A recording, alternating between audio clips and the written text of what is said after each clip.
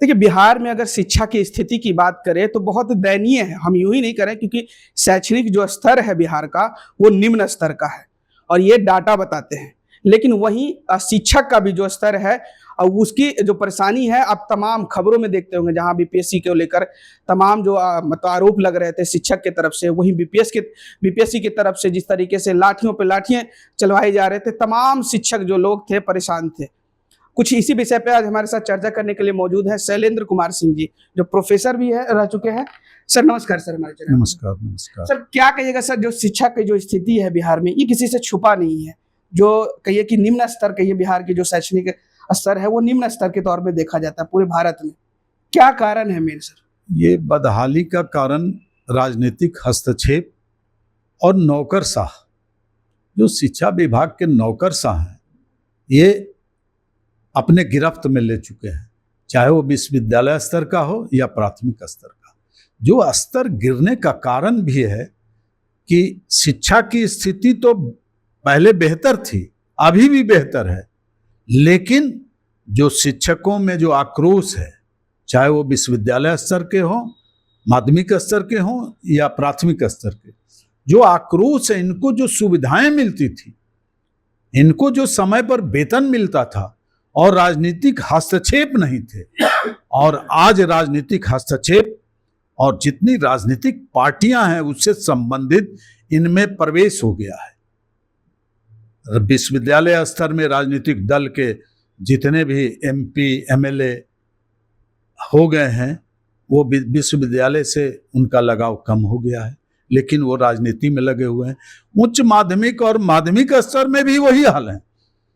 इनमें से भी रिजाइन देकर नेता बन गए, सांसद बन गए, जैसे बिहार माध्यमिक शिक्षक संघ के सांसद बन गए श्री शत्रुघ्न प्रसाद सिंह महासचिव, और कई उसमें विधायक बन गए, एमएलसी बन गए।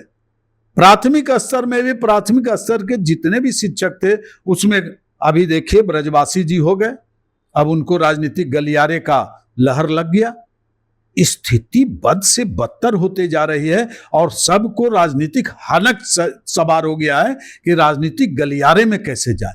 और इस बीच शिक्षा का स्तर, कुछ शिक्षक भी राजनीतिक हैं, राजनीतिक दल से हैं, कुछ जातीय दल में है, कुछ सांप्रदायिक दल में है, और सब एक दूसरे से लगे हुए हैं और शैक्षणिक स्तर गिर रहा है। इसकी चिंता न सरकार को है, न नौकरशाह को है, न सामाजिक स्तर पर लोग जो बटे हुए हैं, और कई राजनीतिक पार्टियां स्वयंभू नेता बनकर अलग अलग शिक्षकों का संघ बना लिए, शिक्षक प्रतिनिधि हो गए। बिल्कुल सर। और इसके चलते शिक्षा का स्तर गिर रहा है। गिरने का कारण छात्र नहीं है, छात्रों पर कोई लगाम नहीं है।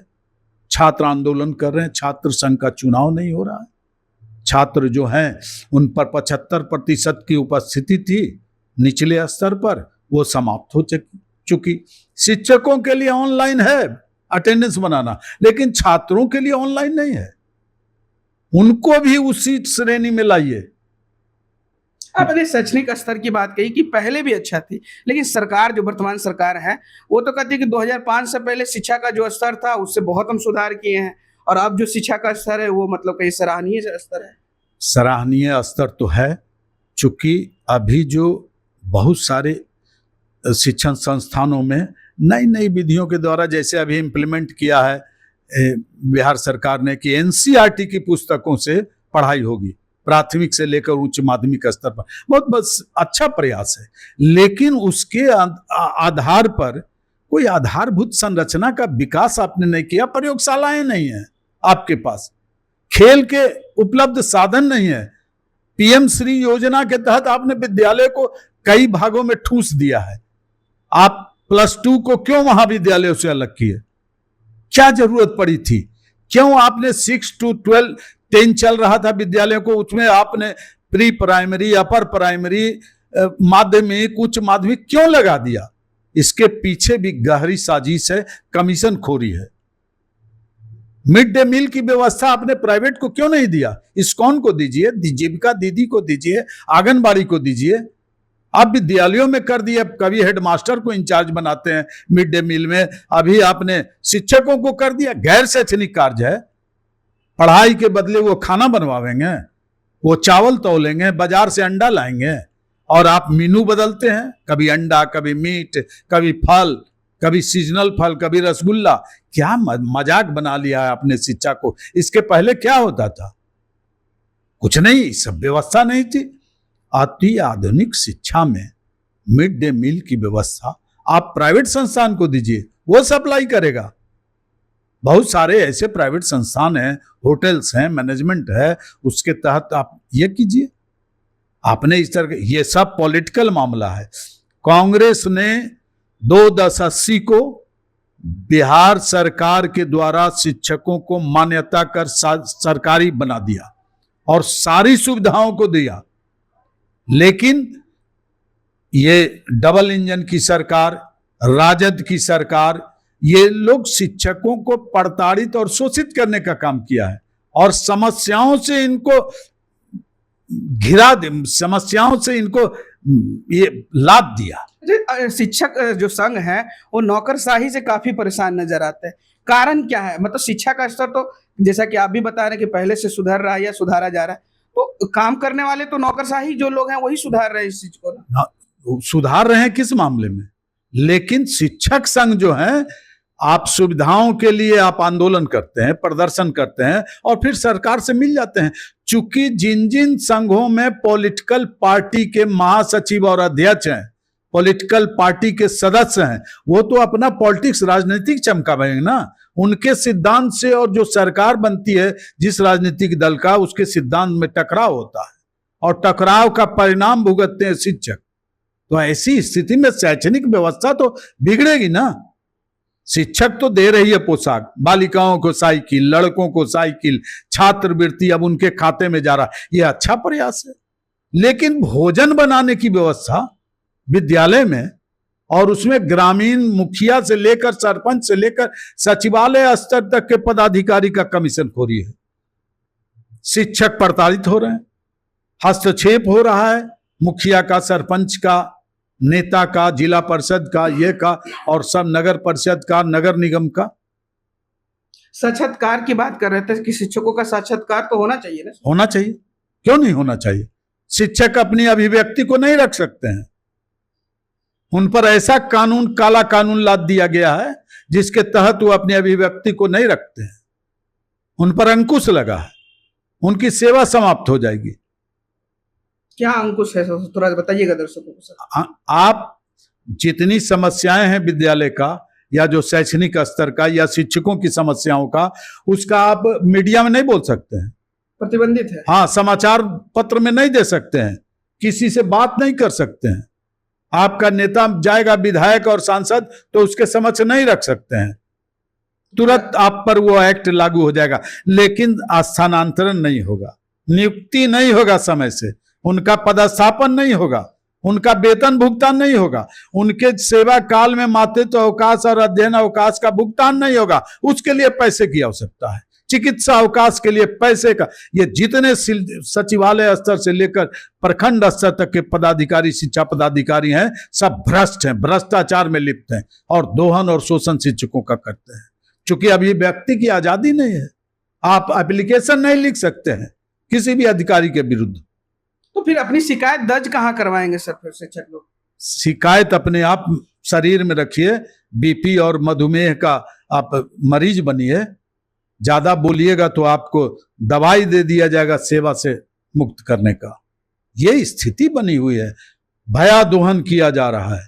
और कोई भी सरकार शिक्षकों के हित ऐसी नहीं है, चाहे वो राजद की सरकार हो, कांग्रेस की सरकार हो, और ये भाजपा और जदयू तो लाठी खाए थे शिक्षकों के लिए, दिखावे के लिए, और जब सत्ता में आए तो देखिए क्या तमाशा बनाए हुए। 4.5 लाख शिक्षकों की एक साथ बहाली, और अतुल प्रसाद बिहार लोक सेवा का आयोग का रिटायर्ड आईएएस क्या क्या कारनामा और गुल खिलाया है। चाहे वो डोमिसाइल नीति हो, आरक्षण का मामला हो, महिलाओं का अभी TR1 में और TR2 में जो महिलाओं को 70% आरक्षण दे दिया गया है, जो नियम के विपरीत है। और बाहर वाले लोगों को, बाहर के प्रदेशों को, लोगों को भी आरक्षण दिया है। आरक्षण उसमें नहीं है डोमिसाइल नीति आप के तहत। शिक्षक संघ से भी जुड़े हुए हैं सर, तो आने वाले दिनों में क्या मतलब आप लोग करने वाले हैं जिससे शिक्षक को मतलब राहत मिले? अभी हम लोगों ने हैदराबाद में निर्णय लिया था और हाल ही में निर्णय लेकर राज्यपाल महोदय को हमने शिक्षकों की जो परिस्थितियां हैं अभी वर्तमान में और कितनी समस्याएं हैं उसके संबंध में दिया है। और अभी कटक में आज से शुरू है, मैं पारिवारिक कारण से नहीं जा पाया और वहाँ अभी प्रस्ताव पारित होगा विशेषकर बिहार के मामलों में कि शिक्षक नई शिक्षा नीति जो लागू की है भारत सरकार 1920, उसमें शिक्षकों के दायित्व का केवल बोध किया गया है। शिक्षकों की समस्याओं का, शिक्षकों के वेतन का, शिक्षकों की सुविधाओं की बात नहीं की गई है। मतलब सिर्फ काम का जिक्र किया गया और मतलब जो नहीं। उनकी परेशानियां उनकी तो ये वर्तमान सरकार 8 घंटे 6 घंटे सब प्रावधान है 45 घंटे, और इस सरकार ने माने 6:30 से 12:30, ये समझ लीजिए आप। सुबह 6:30 से। बोलिए किन परिस्थितियों, महिलाओं का पदस्थापन है 400 किलोमीटर, 300 किलोमीटर, 200 किलोमीटर। बोलिए क्या वो पारिवारिक स्थिति उनकी नहीं, अभी तक ट्रांसफर नहीं हुआ। मातृत्व अवकाश के मामले में घूसखोरी हो रही है जिला स्तर के पदाधिकारियों के द्वारा, वहां के लिपिकों के द्वारा। पटना में ही अभी कितने मामले लंबित हैं भुगतान के, सब पॉलिटिकल मामला है और सब राजनीतिकों के द्वारा ये संचालित है। पदाधिकारी क्या करेगा, वो तो नौकर है, नौकरशाह क्या करेगा। जब तक राजनीतिज्ञों का सह नहीं प्राप्त होता है तब तक ये नौकरशाह कुछ नहीं करते हैं। बहुत बहुत शुक्रिया सर। तो देखिए आप शैलेंद्र कुमार सिंह को सुन रहे थे, जैसा कि इन्होंने बताया कि जो पॉलिटिक्स है वो कहिए कि एजुकेशन में एंट्री कर चुका है और एजुकेशन की एंट्री पॉलिटिक्स में होगी, मतलब दोनों घुल मिल चुका है, जिसके कारण जो स्तर है बिहार का वो कहीं ना कहीं निम्न स्तर पे है।